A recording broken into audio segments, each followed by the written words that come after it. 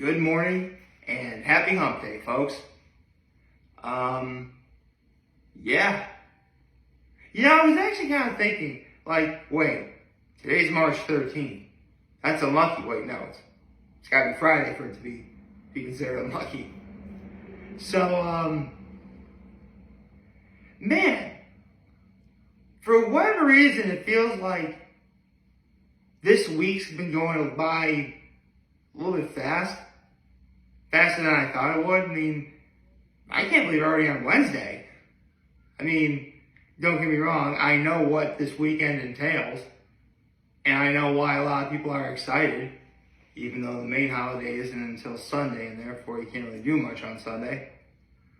But it is crazy. So, low, high, and active kindness, first of all. My low is the fact that my mom did have surgery yesterday. Well, actually, it shouldn't be. Oh, she had surgery. That's the low, but the high is she's doing fine. You know, she had surgery on her wrist, so she's at home. You know, recovering. Obviously, I mean, it's only been a day. It's gonna be, gosh. It's going to be at least 1 month before she could even do half the stuff she could even do. Like, really, actually, it'll be 2 before she's allowed to go back to work. But in at least 1 month, she'll be able to, do some things again. Be a little more active. But, it was nice spending the evening with my mom yesterday. It was. It's honestly something that, I mean, I was going to do it regardless, but considering the fact she had surgery, I'm like, yeah, being at home with my folks, that was important. I can be with my mom, she's doing fine. She's actually a great conversationalist when she's on drugs. So, yeah. And obviously my act of kindness was I took care of a few things at her house. I took care of the garbage. I helped make some of the dinner. Seriously, remember I told you guys we were supposed to celebrate my grandfather's birthday on Sunday? And we couldn't because everybody kept getting sick? We actually had food for several days. So we've been having nothing but really good leftovers. Which I'm okay with. So yeah. Although, and this is something my mom did say yesterday. I really do feel bad for my grandfather. I mean, he turned 90 and we really couldn't celebrate it. I mean, my parents want to try and do something today. Although, I'm a little worried if that's a good idea or not. Reason being, again, my mom just had surgery. I mean, obviously she's been in a car, so she's not really worried about that, but, she really couldn't do that much in terms of, doing any celebratory things. So,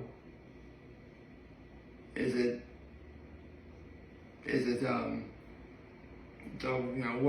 she gonna do? We'll see. I mean, I have something very important to do around 4 o'clock this afternoon, so it's not like I'm gonna, I'll try and make it, I suppose. So, I was giving this some thought, and if you recall a couple days ago, after the passing of Akira Toriyama, I was going to bring back the Arc Thoughts segment and do, Dragon Ball. I guess I might as well start now. No, but in all seriousness, I've said this before, I'll say it again. Growing up, if the show was animated, I was into it. And, Dragon Ball Z was it, man. It was. But most people didn't realize that during that time that, a good 40% of the story was cut because we never saw Goku got a chance to grow up. So if I'm going to do this, I'm going to tell the story as Akira Toriyama himself wrote it. I'm going to start with the Pilaf saga and go all the way to the present day. You know, I'll definitely up to the Boo saga, and we'll see how I feel about after that. Honestly, I feel that definitely Pilaf to Boo should be the main meat and potatoes of everything. And you know, I might do Super. I think I will. It would make sense to do that. Although Super technically doesn't start until, oh, okay, I'm getting sidetracked. So let's talk about the Pilaf saga. Well, obviously, remember, Dragon Ball Z had been on TV for a long time in, you know, North America. So when it was announced that the original Dragon Ball was going to get dubbed into English, I'm like, okay, this should be interesting. I guess Goku get a chance to grow up. And I remember watching that first episode of Dragon Ball, and I was interested to see where it was going. I mean, in the very first episode, it's very clear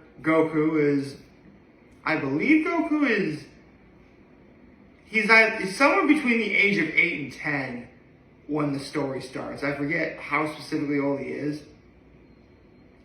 And he's living just a little boy living by himself in the mountains. And the only thing he has outside of the little shack that he lives in, he owns a ball with 4 stars on it. And he said that it belonged to his grandfather, so he makes sure it stays safe at all times. Meanwhile, there's this woman named Bulma who is looking for something called the Dragon Balls. It turns out that Goku's 4-star ball is, you know, one of the Dragon Balls. And then from Bulma, we get an explanation of what the Dragon Balls do. There's 7 Dragon Balls. You get all 7, you make a wish. Very simple. Very, very simple. And obviously, so Bulma and Goku team up to, you know, look for the rest of them. And they come across some really fun, interesting characters like Oolong the Pig, Yamcha and Puar, Master Roshi, the Ox King and his daughter Chi-Chi.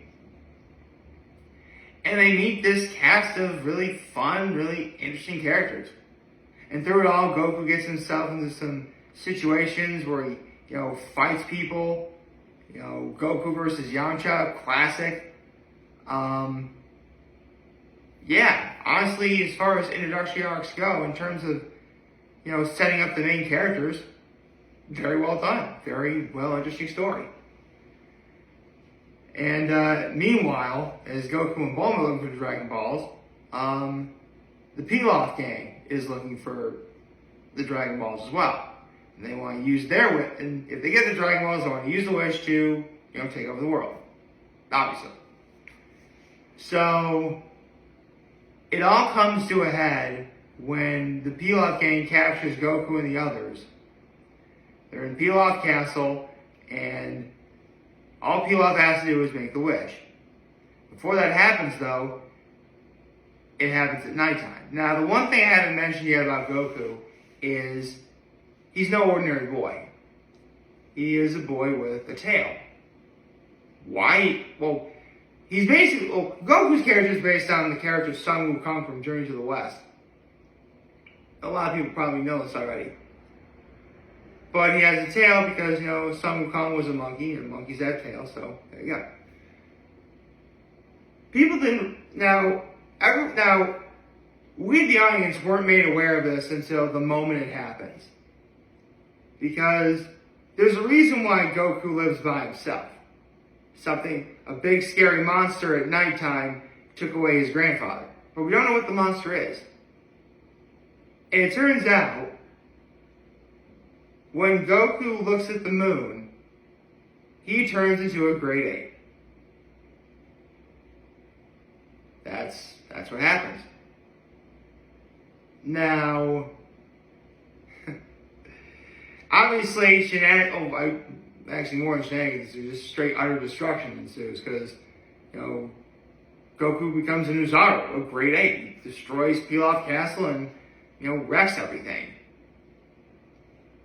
Meanwhile, the Pilaf King is about to make their wish on the Dragon Balls, and then Oolong, with the craziest and yet just right for Dragon Ball logic you can think of, right before Pilaf makes his wish, Oolong wishes for a pair of underwear. That's what happens. So, after a wish is made, the Dragon Balls are scattered, and it'll be 1 year before you can actually search for them again. Reason being is because for a year after the Dragon Balls are used, they turn to stones. And after a year, they become Dragon Balls again, and if you have a radar, you can find them. Very simple. Now, what else am I forgetting? Right, so I mentioned that along the way, one of the characters that Goku meets is Master Roshi. See, basically, in searching for one of the Dragon Balls, the Ox King had a Dragon Ball in his house, and the Ox King was a student of Master Roshi. In fact, Master Roshi had two very important students. One of them was the Ox King, the other was Goku's grandfather, Gohan. So, okay, the things are starting to connect here. So they meet Master Roshi. Master Roshi helps out with the Ox King's burning castle. And during that time, Goku not only learns the Kamehameha, but Master Roshi says, okay, if you want, I can train you. And so it sets up for the next arc, the 21st Tenkaichi Budokai. Yeah, the Pilaf arc is surprisingly very short. It's really just meant to be like a setup arc. So, you know what? I think I'll do the 21st Budokai Tenkaichi. So, obviously, Budokai Tenkaichi is a way of saying World Martial Arts Tournament. The strongest under the heavens. The strongest fight in the world. And Master Roshi Goku wants to train for that, and Master Roshi trains him. And then we meet a fan favorite, Krillin, where he and Goku train, and Master Roshi's training style is a bit crazy. Like, for starters, he has him wear these, 50-pound turtle shells, because Master Roshi is a turtle hermit. So, the 50-pound, turtle shells, for all the training that they do. And the training they do includes, having him do construction work, actual physical labor construction work. They get up at, 4 or 5 o'clock in the morning every day and deliver milk, all while wearing these shells, by the way. And they don't use a car either. They walk from place to place. Actually, no, skip from place to place. They skip from everywhere to go to get milk. They do nothing but dig up farmland. And by the time it's ready by the time it gets time for the tournament, they're ready to go. And there's a lot of fierce competitors, but there's one mysterious competitor named Jackie Chun. Yeah, in case you couldn't tell, Akira Toriyama was really big into 80s movies. Obviously, the Turtle Hermit stuff, a lot of it can be struck from Karate Kid, and Jackie Chun, obviously Jackie Chan. And this mysterious fighter is just beating everyone. He beats Krillin, and he beats Goku in the final. Yeah, Goku's only a little boy, and he made it to the final. And he lost to Jackie Chun. It turns out Jackie Chun was Master Roshi in disguise. Now, why would he do that?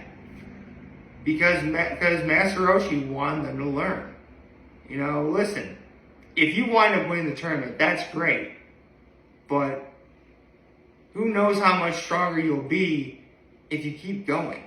Give yourself Give yourself a ceiling to reach. Give yourself an opportunity to learn more, grow more, develop more. That's actually a really important lesson. I mean, don't get me wrong, when I was watching this when I was a kid, I was mad that Goku lost. But I see now why that needed to happen. And again, in the final, Goku loses his tail in the Pilaf Saga. He gets it back in the 21st Budokai Tenkaichi. He looks at the moon again, and so Jackie Chun, obviously Master Roshi, destroys the moon via Kamehameha. So now the moon is destroyed.